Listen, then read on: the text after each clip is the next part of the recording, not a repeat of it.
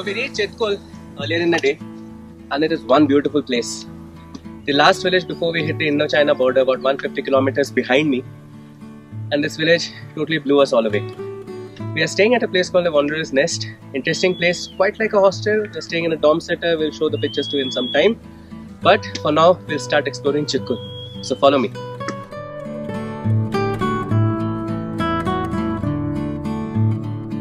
Now, besides being famous for being the last village before we hit China, about 200 kilometers the other way, this place also has the very famous Bhoj Patra trees. Now, what are Bhoj Patras?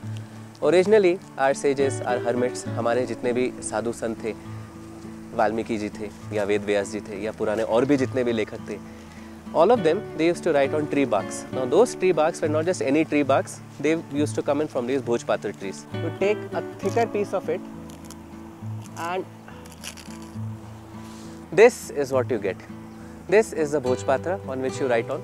Now you can write on it with ink, or you can take some coal and write on it. Anything which can leave a mark can be written on it. And what you see, this is an interesting find. You will not get it anywhere else in the country.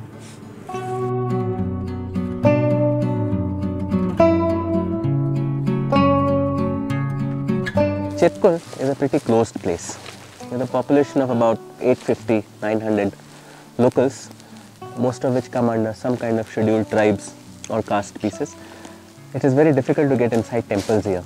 It doesn't matter what caste you are from, but it's still very difficult to get inside a temple.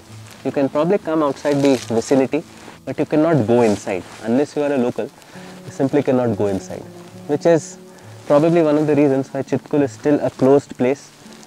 Maybe one of the reasons why it still doesn't have any problems despite being so close to the border. Who knows, is it good or bad? I can't say right now, but that's what makes Chitkul so awesome.